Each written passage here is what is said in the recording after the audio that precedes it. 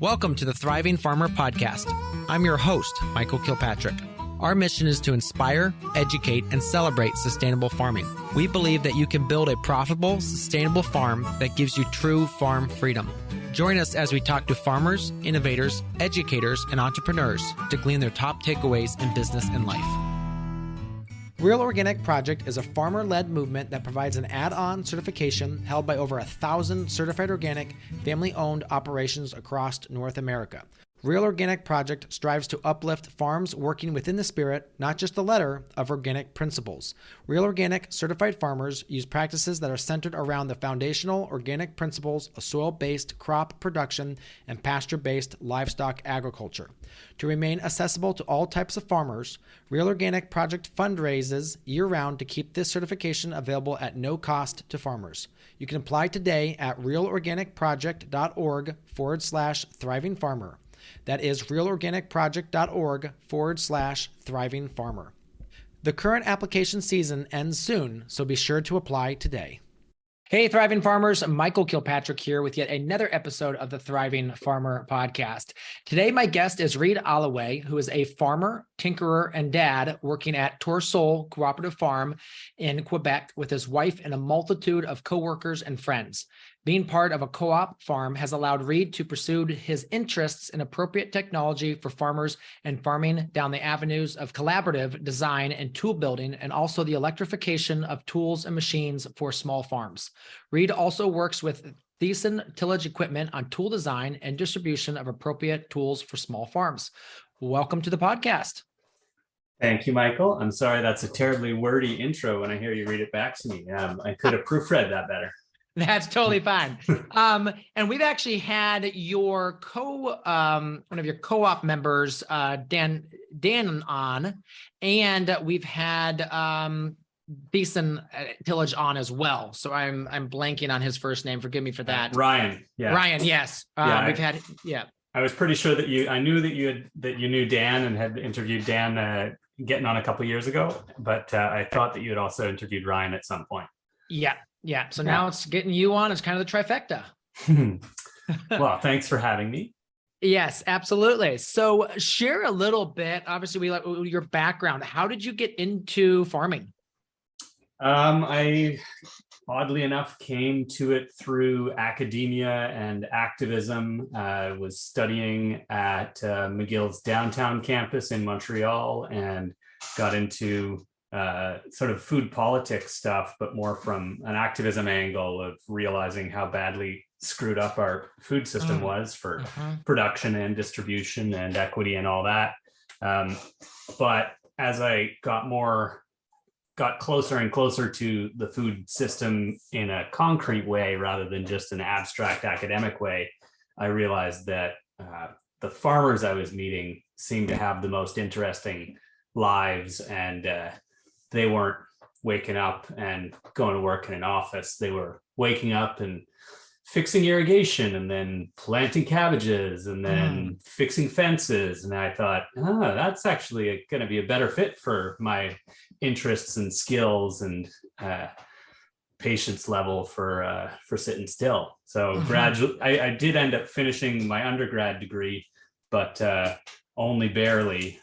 We were already farming here, the five of us at the outset back in 2005. And the only reason I finished my undergrad was because there was some government grant money that hinged on me finishing it. Otherwise, I was like, nah, forget it. I don't care. This is what I want to be doing is farming. I don't need a piece of paper that says I know how to learn. Yes. Yeah, absolutely. All right. So then you started farming now. And did you start at the beginning in the cooperative, or did you find that later? Yeah, no, this is the only farm that I've ever started. Hopefully it'll be the only farm that we'll ever have to work on. We worked on other people's farms as apprentices and gradually grew into sort of managerial positions. My four colleagues with whom I founded the farm are all super competent go-getters, but none of us had any land in our families. None of us came from active farming families. And so the opportunity to rent the land came up at the same time that we were kind of casting about as to what would be the next chapter for us. And a lot of us we were living together, and sometimes we were working together on other people's farms in the summer. And when the opportunity to rent the land that we're now on came up, it seemed like a natural progression for us to register a business in a really democratic business structure and pursue it together collaboratively. Mm-hmm. And the piece of land which you're on, remind me, it's a nice quality loam. It's relatively flat, if I remember correctly. Yeah, it's about. I've surveyed a lot of our property with transit and laser levels for different projects, and there's probably close to 2 inches of relief from one corner of the farm to the other. It's incredibly flat here. We're on the bottom of the ancient Champlain Sea. There's about 60 feet of clay between the bedrock and the topsoil. And then we're fortunate enough that there's a nice layer of sort of sandy loam on the surface, but with the clay subsoil that's almost perpetually gorged with water, it really gives us a nice kind of a security against drought. Whereas any crop that's got 10 or 12 inches of foliage also has 10 or 18 inches of roots, and it's probably got some moisture down in the clay. So we have a little bit less of a scramble when it gets hot and dry in the summer. And generally, I'd say the land that we're farming is really easy land to farm on. And so it's let us succeed relatively more quickly and then refine our systems rather than scrambling to eke out a living from a rock pile or a sandy beach, so that we've been able to focus on other things, because the ecosystem that we moved into when we took over this piece of land is quite fertile, and we're in Quebec, so we're not there's still snow on the ground here in beginning of April, but we're in the southernmost part of Quebec, and we're right near major highways and enough population density that marketing isn't a huge nightmare. So yeah, we feel really lucky to have landed on this land, and we rented it from some other organic farmers for something like 10 or 12 years, and then eventually we severed a portion of the land and purchased it from them, which was a great kindness of them to do for us, because they didn't gain much from it other than more stability for our business. Yeah. Now, because what I wanted to talk about with the soil type is because as we talk on the tools, I think it's very important when you're talking tools to know the soil type that you're working with tools on. Yeah. So, all right. So you've got that, and the farm mix is you do a couple hundred CSA baskets, and then you're also now moving more and more into seed production. Exactly. So CSA was our target and our focus from the very beginning.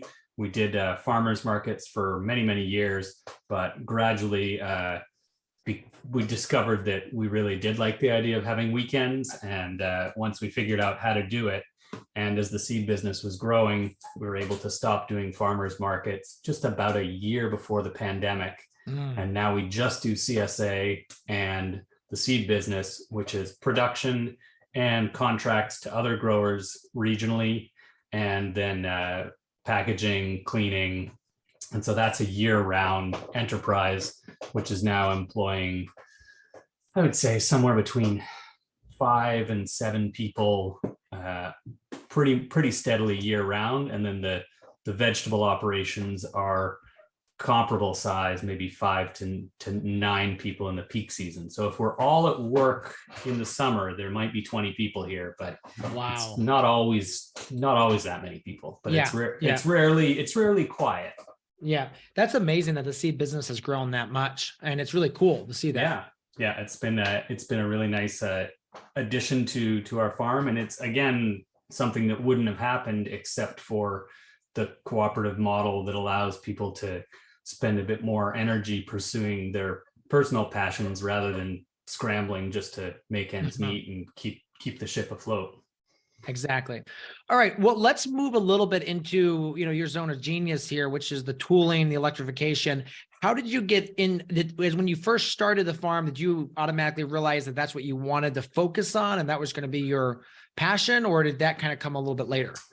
When we started, we had quite modest means. We had one used car between the five of us, and we ended up with one old tractor, and then another one that wasn't quite so old, and a BCS. But I've always been good with machines. I like figuring out how things work. I have aptitude for learning it quickly, and then the prospect of being able to make things better through tool adaptation is it's an easy sell on a small diversified farm, because we're doing 700 different tasks, and if we can make 20 of them easier with a modest investment in some form of technology that lightens the burden or makes it more ergonomic or makes it faster and more productive, then it's not a no-brainer. You can't spend all of your time doing this, but over the years, it's easy to invest time and money in ways that everyone appreciates quite a lot. So I think I knew that it would be one of my sort of contributions to the farm from the outset, but it took us a long time to get to where we are now. We're starting our 18th year now, and I would say we're just about getting to the point where we've got mechanical weeding more or less understood and functioning. So it's not you could do it a lot faster than us, but we were also starting from scratch, and so it was a long, slow process. Yeah. So with that mechanical weeding, so you started out with, basically nothing. What was the first weeding implement that you guys picked up? Well, the easiest crop to weed has got to be potatoes. And so even before we did anything else, I made a potato hiller with some, are they Lilliston, the rolling cultivators that have the kind of 3D rotation, gangs of rolling spiders, not the same as the Bizarides, but anyway, I picked bits and pieces out of the neighbor's scrap pile and was able to make a potato hiller that worked adequately well. But then all of the harder to weed crops are a lot more of a puzzle, and they require much greater precision. You can't really do it with rear mounted 3-point hitched equipment. And at that point, the kind of renaissance of the walk behind weeding tractors hadn't begun, or it certainly hadn't gotten to my attention yet at that point. And so the next step for us was I bought a hefty G, which is kind of like a late 70s improvement copy or homage to the Alice G. And I picked up a pair of them cheap at an auction, and we bought a basket weeder direct from the budding folks in Michigan. And a friend went and picked it up, and we had this brand new that it looked like it could be a 1950s model, but it was 2010. Yes. And they were such fun to deal with. The one of the brothers, whose name escapes me now, was answering the phone and making out invoices on the welding table in the shop. He said he doesn't even have an office, and that they were using their dad's original jigs to make these weeding tools. So the landscape was a little bit less well developed back then, before the advent of Tillmore, and before there wasn't quite as much European equipment being imported, or maybe I just wasn't aware of it. But the landscape for appropriate small scale weeding tools seemed a lot more challenging to navigate than it does now. Yeah, I think 2013, 2014 is really when the European stuff started really making its way across the pond. Yeah, here in Quebec, it's always a little bit of a different story, because there's so much back and forth with Europe. There are tons of expats here, and there are lots of farmers who are, they'll see something while they're visiting their brother in France or Holland, and they'll say, I want one of those, and they'll put it in a container and bring it over themselves. So we're often a few years ahead, and the farmers, the motivated, ambitious farmers with ties to Europe are sometimes even pushing the dealers. They're saying, listen, I saw this and I want you to bring it in, or I'm going to bring it in myself. And so it's fun, it's neat, and I feel like we've got a little bit of a head start sometimes. But for the small scale stuff, there weren't a lot of, we're such a piddling little market, all these small growers. Even if there are 500 of us and each one of us wants to spend $5,000, that's still like 2 sales in the cash crop world. So we're not a real appealing clientele.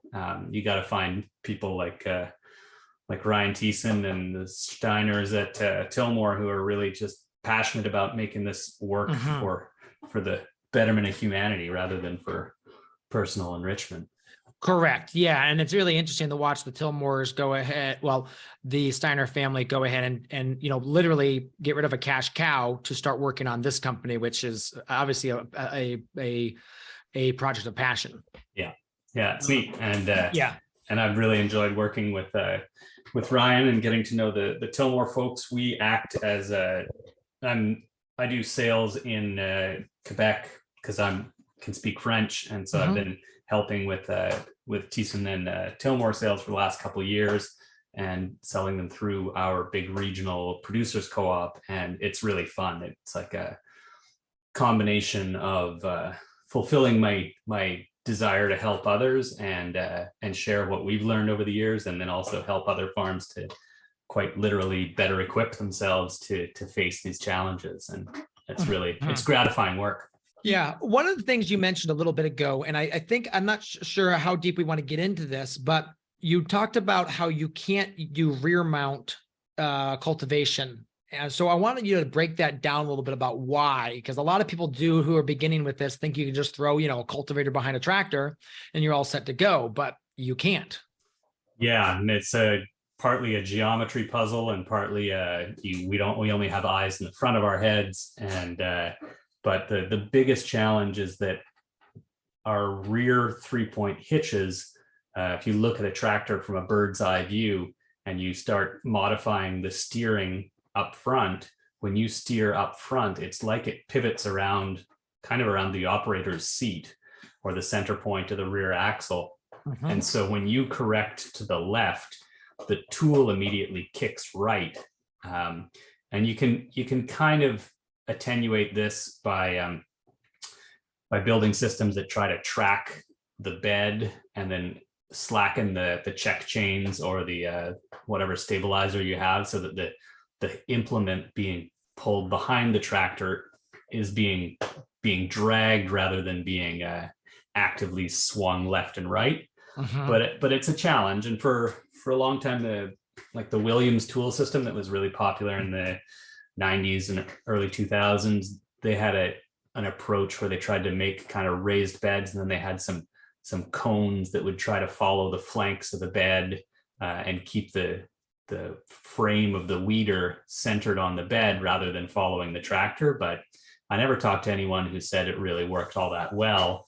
And the more common approach, short of a specific purpose-built tractor putting the tools somewhere else, is to put a second operator on the rear mounted tool, and then the primary tractor driver just has to focus on going dead straight and staying centered on the bed and not try to look back. And then the second operator rides on the tool and operates a steering rudder or a steering wheel, which then provides correction for the tool, which is slackly mounted behind the tractor. And so that approach works really pretty well. And most manufacturers who build weeding rigs have come up with some variation of this. There's a half decent one from Cult Cress, which works okay. And there's some that are hydraulic. Schmatzer makes one.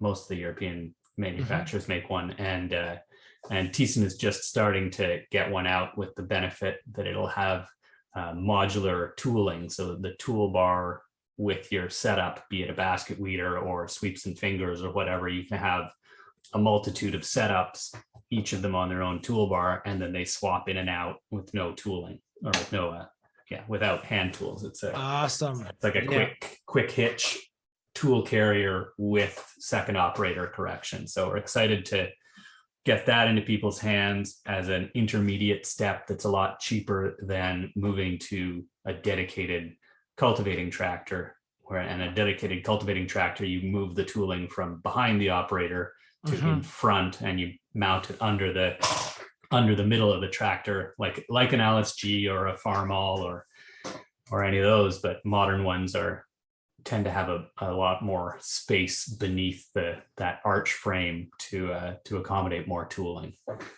Yeah. And it comes back to the size of your farm. So, beginning, obviously you have one tractor, and then the larger you get, sometimes then you start going to the dedicated. I mean, I've seen, oh gosh, I forget the farm in Wisconsin that I've been to, but they had like 6 or 8 Gs all set up for slightly different versions of cultivation. Yeah. And you can either have, and definitely there's a scale thing, and there's a kind of a logical progression. And this is another spot where I find the renaissance around the 2-wheel cultivating tractor is really neat, because it lets people reap the benefits of row crop farming and mechanical cultivation with a much lower kind of buy-in price. And it scales pretty well right up to, a substantial acreage you can operate with walk behinds. And then even if you grow to the point where you don't just want a 2-wheel cultivating tractor, you also want a 4-wheeled cultivating tractor, it's not like you have to throw the 2-wheeler away. It means that on those days when you've got more area to cover than you could possibly get done before it rains, well, someone's going to be out with the 2-wheeler and someone's going to be out with the 4-wheeler, and you organize your day and you can cover a lot of ground. So we've gotten to that point where we will run the 2 or 3 cultivation machines simultaneously. And it's probably overkill on some days, but if it means that everyone gets to punch out at 4:30 and we are better rested the next day and we don't miss a window of opportunity, then it's a small price to pay to have that extra equipment in the fleet. Absolutely. Let's walk through a little bit of the 2-wheel tractor, because I know that's something that kind of felt like it just jumped on the scene maybe around 2013, 2014, or was it even later than that? I'm not good with dates, and I feel like it would depend who you talk to, like the Wagner brothers in the States or Jason Weston. I feel like Jason might have discovered the Planet Junior and figured out how to use it earlier than even 2010. I'm not sure, but it hadn't really gotten broad press. I thought I was relatively in the loop about farm geek machinery and weeding stuff, and I didn't know about them, and I was really impressed and excited when I did learn about them. And I promptly got my hands on one with no engine and put an electric motor on it, and I was like, yes, now we're talking. This is a good machine, because there's such a great simple platform. The idea being that you have a lightweight 2-wheel tractor that's got good clearance, as opposed to a BCS, which is kind of like a mobile power takeoff, that you can run power tools from a BCS, but it's not meant for draft jobs. Like, it's not very good at pulling things, other than maybe a trailer.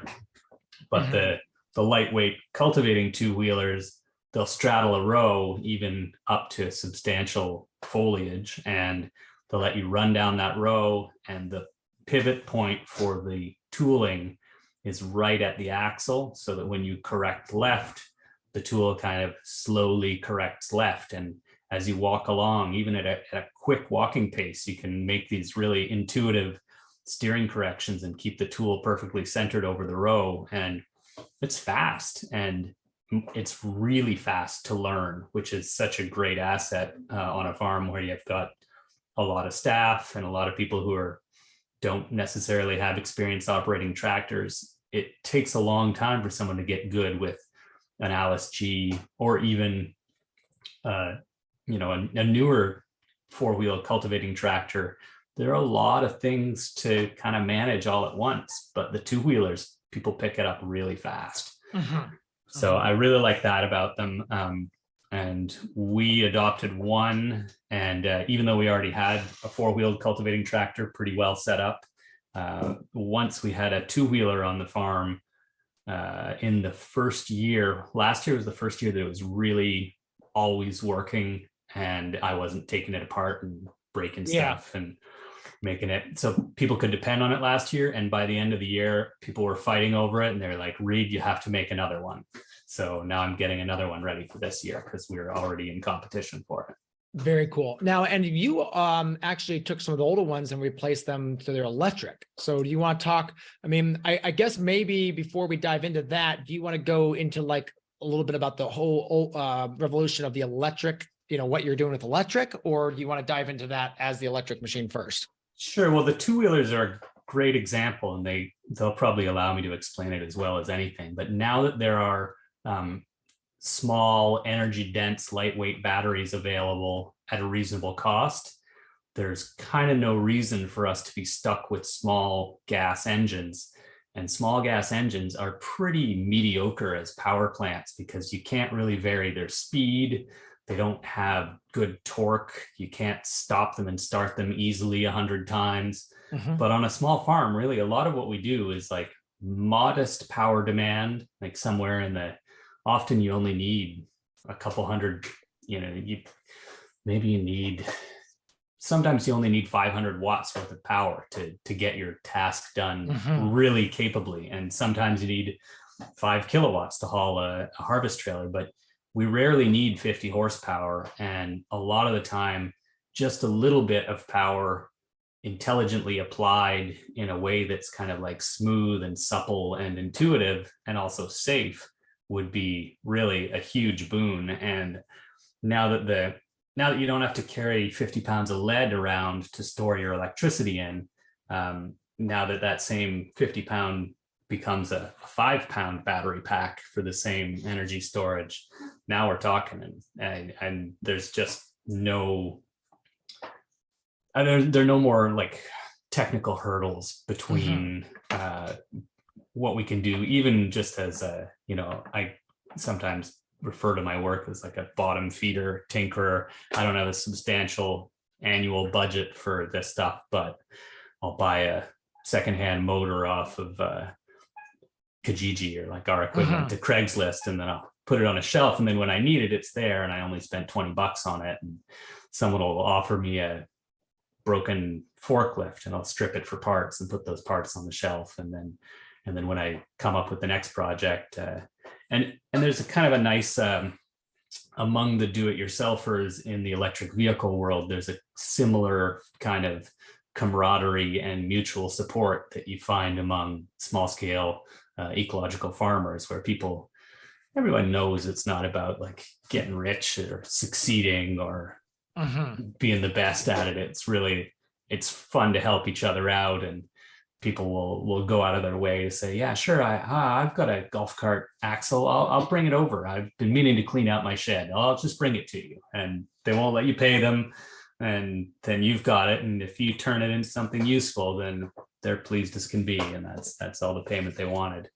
So that's been really fun, and it's been well received on our farm, where the shift from having these kind of smaller tools that work adequately well, but they're always kind of irksome. Like a BCS is a great little machine, but it's really a great machine once you get rid of the gas engine, because it's just smoother and quieter. It does everything that it could do before better, and most of its bad personality traits have been eliminated. So that was one of the early conversions that we did here, and we could never go back. I think if ours was stolen or lost in a fire, I'd have to buy another one and convert it right away, because no one could handle going back to a gas-powered BCS after so many years of it being more pleasant to use.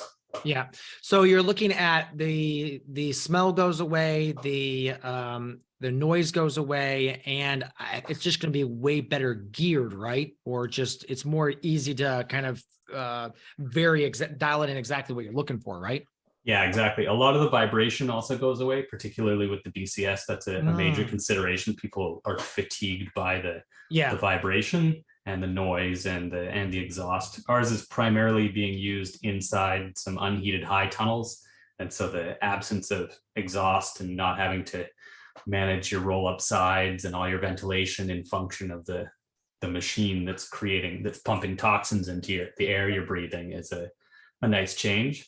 But I think more than anything, the control that you have with a really smooth variable speed drive system is it's hard to overemphasize. But as soon as people try it, they're like, oh, right. Yes. So now instead of having a clutch that I have to kind of feather through the friction point, and I'm worried about, the accelerator, how much throttle I'm giving it, is the engine lugging, and while I was worrying about all those things, I crossed the guideline that I was trying to stick to. Whereas with the electric drive, you can run right along a string in the greenhouse and almost never touch it or hug up against it. And as soon as you get too close, you just let go of the throttle. The whole thing stops in about half a second, and you can back up 3 inches and turn a little bit and correct. And it's just smoother and better, and it makes people happier and less tired. And in general, it ends up making the tool, I don't know, make up a number and be like, I'd say it typically makes a tool 30 or 40% better and a tractor is already a super useful tool on a farm. If you can make it 30 or 40% better, get rid of a bunch of the irritants, and everyone is happy with the result, it's definitely a win. Yeah. Joining me is Ariel from the Real Organic Project. Ariel, welcome. Thank you. So Ariel, tell us a little bit about what the Real Organic Project stands for. Yeah, so the Real Organic Project is a farmer-led nonprofit that manages an add-on certification for certified organic. And the whole idea is we want to give farmers that are doing things the right way within the spirit of the rules a way to differentiate themselves from some of the corporate organic on supermarket shelves that only meets the most cynical definition of something that would actually be organic. So what that means is we're only working with farms that are growing their crops in healthy, biologically active soil as opposed to growing hydroponically. And we're only working with farms that are raising their animals with real access to the outdoor and pastures, as opposed to these confinement operations, which again, unfortunately, are dominating the organic sections of many of our supermarkets. But Michael, I know you're actually interested in potentially pursuing Real Organic Project certification for your farm. Do you want to talk a little bit about why that's of interest to you? Yeah, I've always been a big proponent of the Real Organic Project because they stand for what I stand for, the feeling about putting the organic back in the ecosystem of the farm. The problem when you have this corporate organic is that it's been watered down to the lowest common denominator. Frequently there's more plastic than plants in some of these systems. Real Organic is more about caring about those who care about the soil. And, going back to that original idea of why we farm organically, which is, we want the birds to be singing in the background and the soil to be alive and the earthworms. And when you look at some of these corporate organic, it's just as sterile as the conventional farms that we're competing with. Yeah, I think that's really well put. And I think what we really want to do is find a way to uplift and differentiate the folks that are genuinely doing things the right way for the right reasons, and not just finding the simplest, easiest way to check a bunch of boxes. Absolutely. And if folks want to find out more about the Real Organic Project, you can go to realorganicproject.org/thriving farmer. That's realorganicproject.org/thriving farmer. All right, so small scale equipment with electric is way to go. Where does that start to phase out? Because I know I've seen John Deere is starting to come out with these massive tractors which are electric, and I'm just not sure if that ever is going to work, but I may be wrong. Where do you feel like that changes? Yeah, I think it depends on there's a break somewhere in the spectrum where it doesn't make sense to be trying to do it as a DIY project anymore, because the burden of engineering it to be safe and effective is too great. But we switched delivery vehicles from a diesel Sprinter to an E450, a Ford E450 with a 16-foot cube box on it. And we chose that because there was a firm locally that builds an electric drivetrain for the E-Series. And so we took them a used truck and a massive amount of money, and they converted the truck and gave it back to us as a fully electric vehicle with the gas V8 on a pallet in the trunk. And so that, given that we have a limited delivery, I'm getting circumference, the French. Yeah, it's like the route or the distance.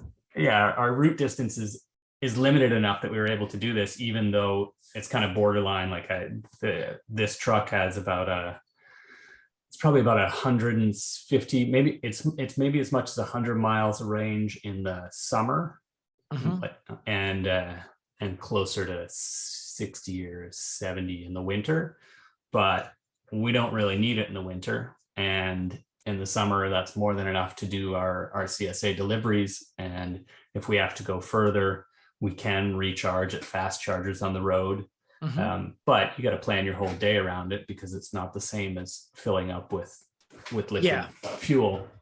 But the question was more about scale, and I think that like somewhere in that range between a golf cart and a pickup truck, there's a pretty appreciable break at some point that's not much past golf cart, where it doesn't make sense for us to be trying to do it ourselves, because there's enough power and torque and energy storage, and it just gets to be a big and a serious engineering puzzle.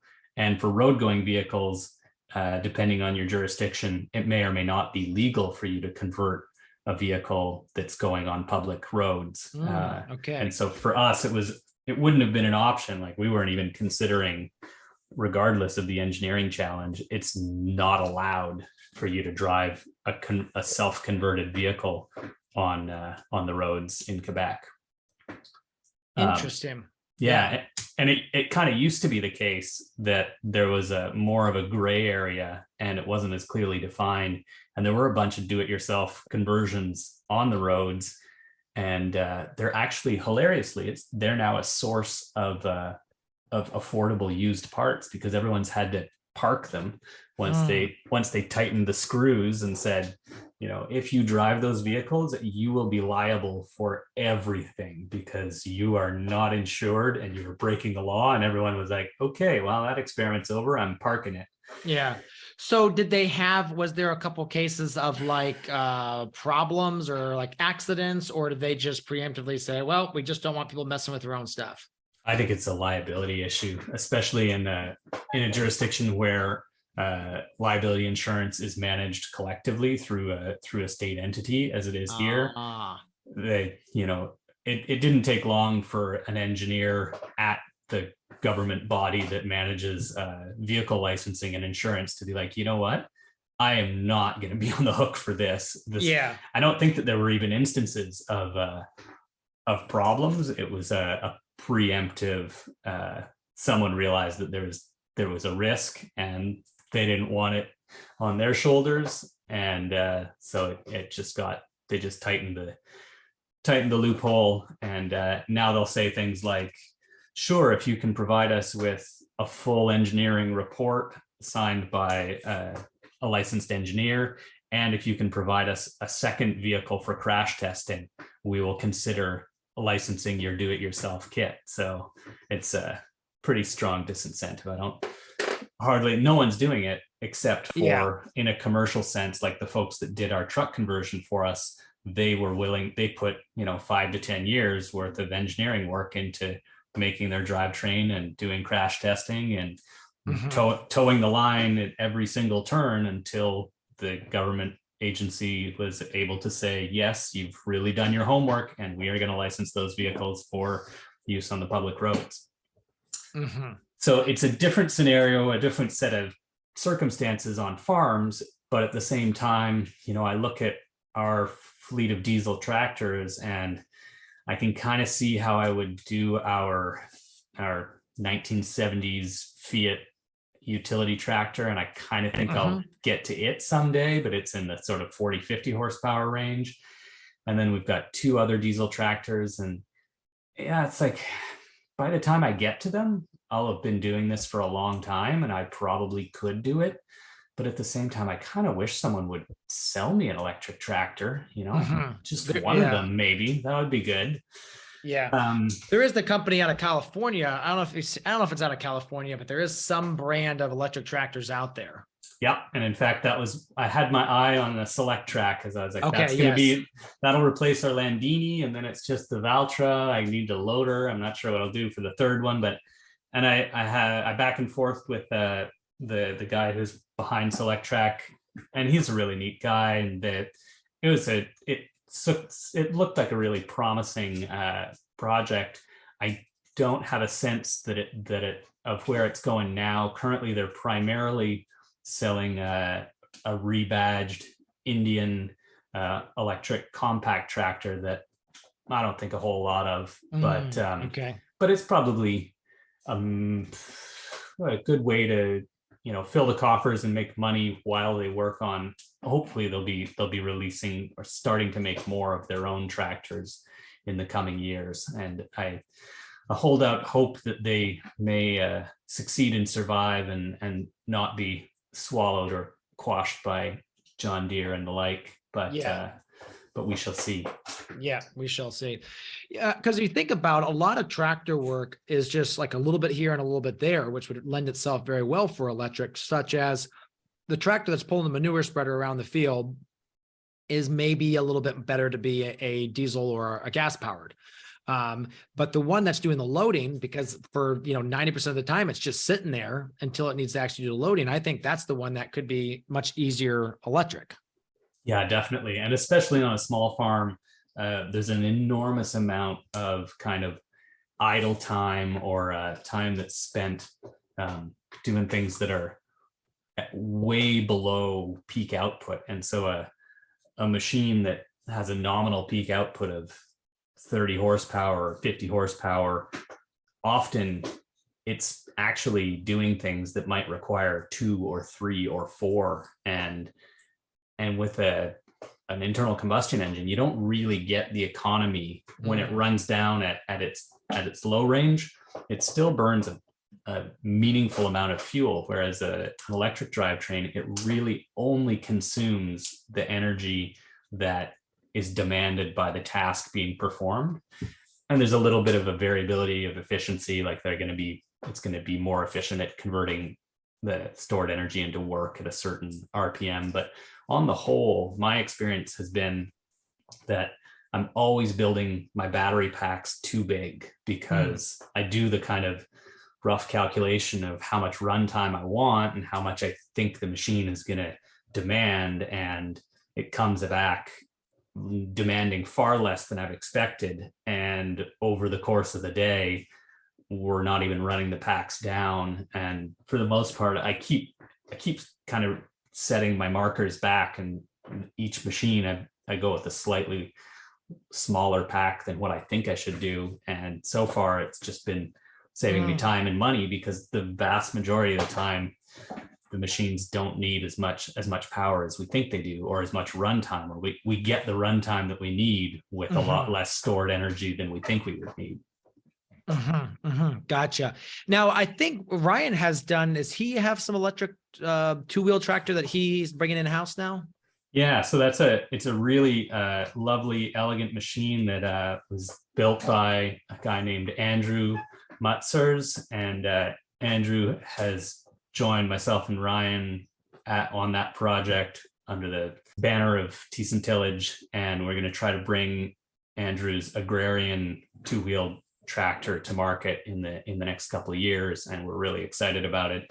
Andrew's built 2 prototypes, both of which are really nice, elegant, totally functional machines. He's been using one on his farm and loaned it to someone else for a couple months, and there are a couple things that we still want to refine, and we're hoping to find some wheel drives that are going to suit it so that we can get all the clearance we want. But his initial proof of concept and the second iteration are both already fabulous machines. We just got to figure out how to turn it into a market ready solution, and then we'll be able to offer a walk behind cultivating tractor with a warranty, brand new. You don't have to learn how to do it yourself, and be able to support it throughout North America. So we're excited about that, but it's still a ways off, but it's coming. Mm-hmm. Mm-hmm. So then with that, you mentioned like the wheel drives. What are the challenging components of putting something together like that? I think one of the challenges that we face is lead times and suppliers, not even responding to our calls because our prospective volume is minimal. Yeah. And they're in an industry that's in a big boom, and all of the the folks who build lawnmowers by the thousands and scissor lifts and forklifts and heavy equipment and earth moving, all of these industries are quickly trying to move into electrification so they don't get left behind and become obsolete in the next 10 years. And so when we say we're a small startup in Ontario and we're thinking we could probably sell X of these, they say, that sounds like a nice project. We'll get back to you. But we've also made some really good contacts, and like the technical puzzles are all surmountable, and we're keen to get to the bottom of all of it and figure out design that is affordable enough to fabricate and bring to market, that we can be really competitive on cost, as well as providing a machine that's just more pleasant and efficient to use. But it's a puzzle, and also the three of us involved in it are all, we all came to this from farming, and two of us are still farming, and so there's only so much progress we can make in so much time. But it's really exciting. I never thought I'd be able to say, yeah, I'm working with these two great guys on designing a brand new walk behind electric tractor. That's so cool. Now with the walk behind cultivation, are you doing everything from small seeded crops, or are you focusing more on the little bit bigger transplanted crops? It's pretty flexible thanks to the tooling selection that Ryan Thiessen and Tillmore have put together and made available. You can build any kind of cultivating rig for a two-wheeler, for a walk behind, and it especially if your walk behind is electric, you can slow it down to a walking pace to go through your just germinated carrots, and you can get good at it, and you can get as just Jedi as Jason Weston and be able to do it with your eyes closed. But yeah, it's a pretty powerful setup. The distance from your eyeballs to your crop is like basically looking down at your feet at the ground in front of you, and then you're articulating the machine with your arms and your shoulders, and it corrects right away and tracks. It's pretty awesome. So yes, you can kind of cut your teeth on more tolerant crops and go through your brassicas at a jogging pace, but you can also set up tooling that doesn't move too much soil into the row and really get in and hug some young direct seeded crops and not have a problem with it, and then come back another week or two later with something that's a little bit more aggressive and moves soil into the row or runs fingers into the row once the crop can tolerate it. And one of the nice things about the walk behinds is that switching tooling is really fast, and it doesn't cost $5,000 for each of your tooling setups, whereas that's sometimes the case with a four-wheel cultivating tractor. You can do 3 rows at a time or 2 rows at a time, but I've sometimes purchased setups for the four-wheeler, and by the time you finish getting it all spec'd out, you're like, oh look, yeah, it's another $4,000 or $6,000 or $7,000 worth of steel. And it's a little bit easier to get into it with the walk behind, because you say, oh, I'd really like to try torsion weeders or spring hose, or I'd like to try this. Well, it might only cost you $400 or $600 to experiment in that vein. So I find it's a nice accessible platform in that regard too. Mm-hmm. So let's talk some cost here. So we talked earlier about the BCS electric version there. What is a conversion for that cost if someone were to buy all the parts? I know that you said stealing so many parts from these like old things that you're getting given, but if someone had to go buy all the parts, what would that run, you think? Yeah, a couple times I've done the kind of thought experiment of, what would the parts cost if you had to buy them all brand new? And I feel like the BCS, the last time I did that, it's somewhere in the neighborhood of like $3,000, $3,500.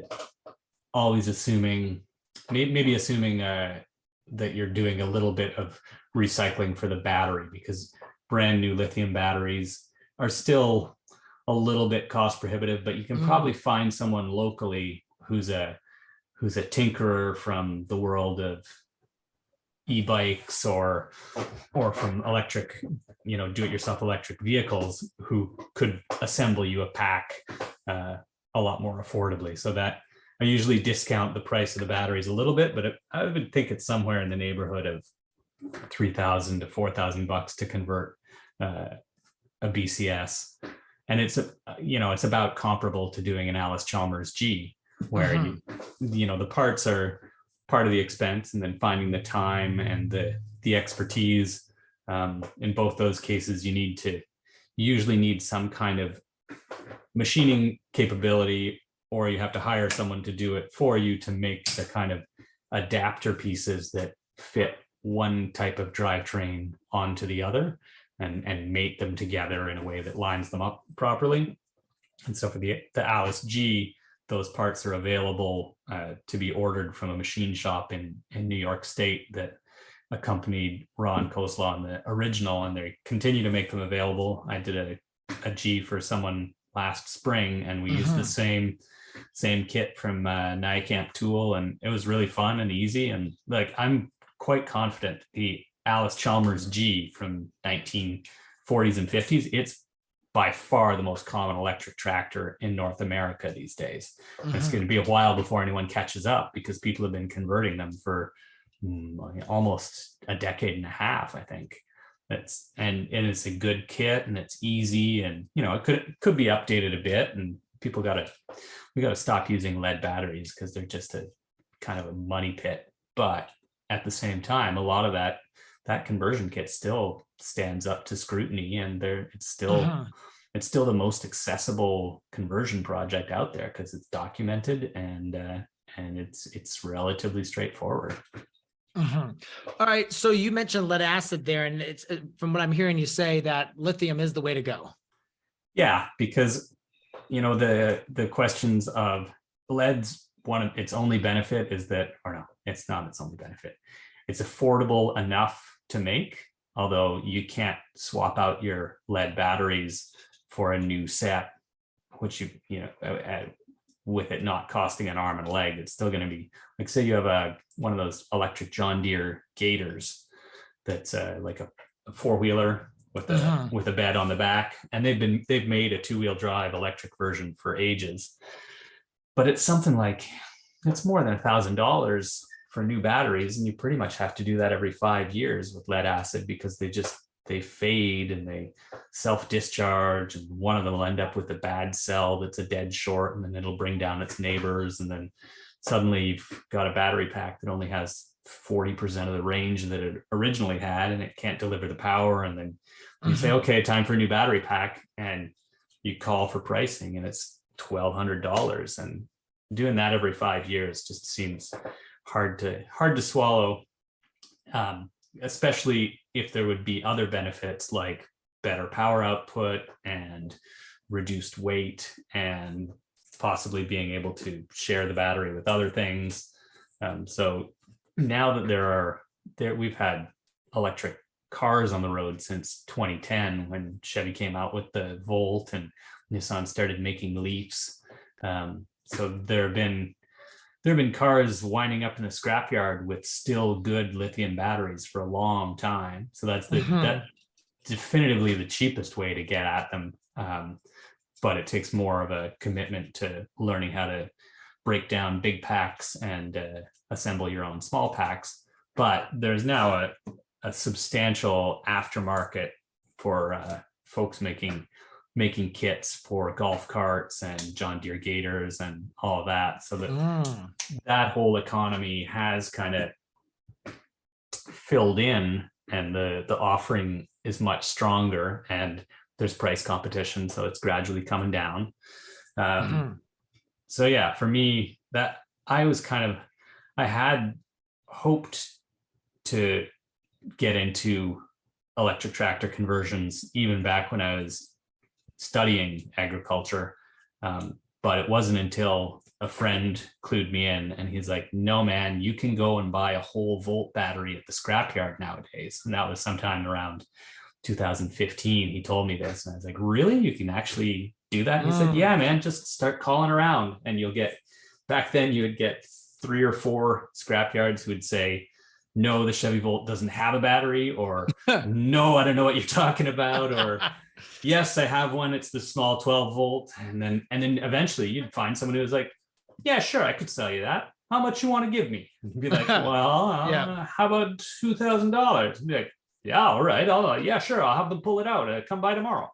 Yeah. And it's a little bit better controlled nowadays because everyone's clued into the fact that these batteries are worth more than the rest of the car.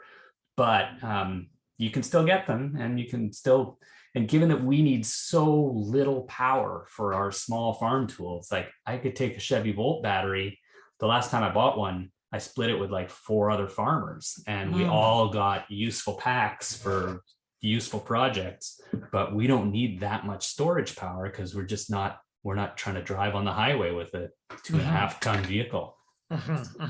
So then those big batteries are just a whole bunch of small batteries. Exactly. Everything is built out of cells. Like a AA is a single cell. And if you peeled open a Tesla, you'd find a cylindrical cells that look kind of like a AA. They're 18 millimeters by 65 millimeters, or they're 21 by 70, depending on what generation. But under the floor of the Tesla, there are thousands and thousands and thousands of those little cylindrical cells, all wired together in series and in parallel. And the pack under the floor spits out, 400, 600 volts, but it's just a whole bunch of those little 3.5 volt cells all wired up in series and parallel.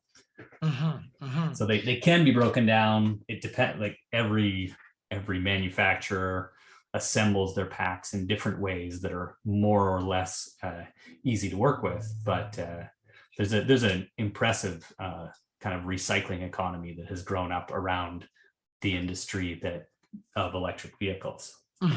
Now, I know one of the concerns with, brand new electric vehicles, especially the number that are being manufactured, is how the procurement of the rare earth minerals is. But I mean, for the small farmer, obviously you're pretty much, it sounds like, using just mostly almost castaways from that whole industry.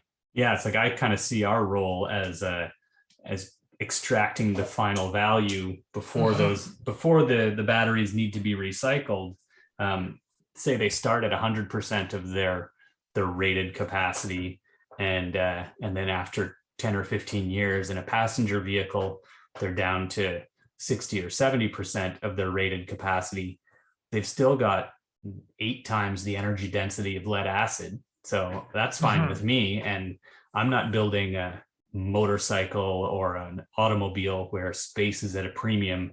I can put a box on my tractor that's full of batteries that's got a little bit more kind of quote unquote wasted space because I'm buying secondhand batteries.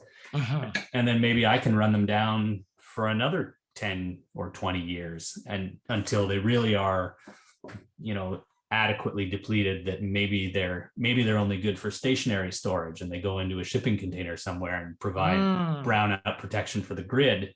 But like wherever that point is where it actually makes sense to recycle them, to like break them down into their components and try to recover the lithium and the cadmium and the other precious metals that went into it, we've got a lot of time to figure out the recycling, especially if we can find non-road going, less energy intensive uses for them that kind of extend the second lifespan out from the that fateful day when someone hits a tree with their Tesla. I don't think those batteries should be going to a recycling plant. They should be getting the rest of their useful life out of them first. And if we use them, relatively non-intensively, their useful lifespan might be really long. Absolutely. Yeah, we're almost the Wall-E of the electric battery world. Yeah. All right. Well, we have gone over an hour, and that's great. Anything else you'd like to share about like this? I know we kind of focused mostly on the electric, which is where I wanted to take this, because I think that's something that you're passionate about. And you've done a tremendous amount of research and innovation in. And so anything else about that you'd want to share with farmers?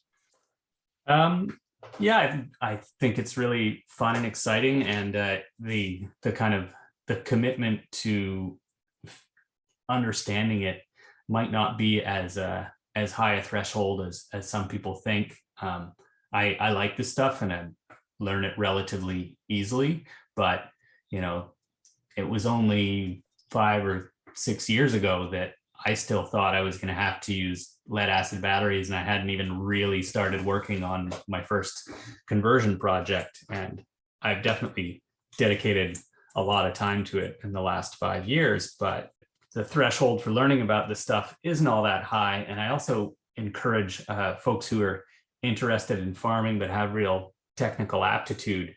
There's a real niche for young engineers or technically minded people to get into this field and be able to help small farmers run a business doing conversion projects, run a business repurposing battery packs, helping farmers to build storage setups that'll allow them to have backup power and inverters to run the greenhouse during a power outage without having to fire up a generator. I really think there's a neat niche here, and as passionate as I am about it, I can't do it all, and I'd love to assist others in learning what they can and kind of like appropriating this tech so that we can put it to use, put it to work for us on small farms, because it's been my experience that it really is a technology or a range of technologies that are super gratifying to put to work for us on our small farms. But there's a bit of a learning curve because we've gotten really accustomed to the technologies that we grew up with, and we're at a kind of turning point. Absolutely. And of all of those electric, well, it doesn't have to be electric, what's your favorite tool? I really like the Planet Junior walk behind. It's such an elegant, simple machine, and it's probably, it was made in the 1940s. And once it had an electric motor put on it instead of a gas engine, it's like it finally became what it always wanted to be, which is this super lightweight, really easy to use. It's so intuitive that you can teach a kid how to use it in about 2.5 minutes, and they're like, oh, okay, so what do you want me to do with this now? And it's such an elegant piece of equipment design. So I think it's my current favorite. I'm having loads of fun fixing up Tillmore Power Rocks on the great advice of a certain Michael Kilpatrick. I'm going to make it really, really wide. Okay. But no, you and I have been through that previously, but I'm going to try it out on the wide stance because I think it's got a niche on our farm. Yeah. Even though it's going to make it really unwieldy for some things, I think it'll be neat to try a two-wheeler that can straddle a whole bed and see if we can use it to haul a harvest wagon and like get into the middle of a cropped area, and also do seeding and weeding jobs and that kind of thing. So those are the two things I'm excited about presently. But yeah, I think in that situation, it might just work. Yeah. I think what the problem was is we had it super wide and we're trying to run a 3-row basket with it. And the basket was just way too heavy. And I think, they told me, they said it'd probably be too heavy, but we're like, we'll try it. So we tried it and it just didn't, I was having a hard time pulling it. But I think if you want to pull a harvest wagon, I think that would actually work out really nice. And with seeding, because you don't have to be You can give a little bit, you don't want to be sloppy with it because you really want those rows to be straight. But yeah, I'm super interested to see how it comes out. And I'm very excited to be proven wrong because it means that there's another innovation that we can have for small scale farmers. Yeah, definitely. I think it's also probably a good fit on a farm where you already have a walk behind on the more standard narrow stance straddling one row, that it might not be a great choice for your walk behind number one, but I'm hoping for walk behind number two. It's a good choice. Absolutely. All right. Well, Reid, thank you so much for your time today. This was fascinating. I'm, super excited about just, this industry, just in, since I've been farming, how much this has come, and just every year we seem to have further and further advances. And thank you for being a part of it. Well, it's been my pleasure. Thanks for having me on, and thanks for continuing to seek out interesting stories and share them with us. All right. Well, you have a great rest of your day. All right. Take care, Michael. Yep. Real Organic Project is a farmer-led movement that provides an add-on certification held by over 1,000 certified organic, family-owned operations across North America. Real Organic Project strives to uplift farms working within the spirit, not just the letter, of organic principles. Real Organic certified farmers use practices that are centered around the foundational organic principles of soil-based crop production and pasture-based livestock agriculture. To remain accessible to all types of farmers, Real Organic Project fundraises year-round to keep this certification available at no cost to farmers. You can apply today at realorganicproject.org/thriving farmer. That is realorganicproject.org/thriving farmer. The current application season ends soon, so be sure to apply today.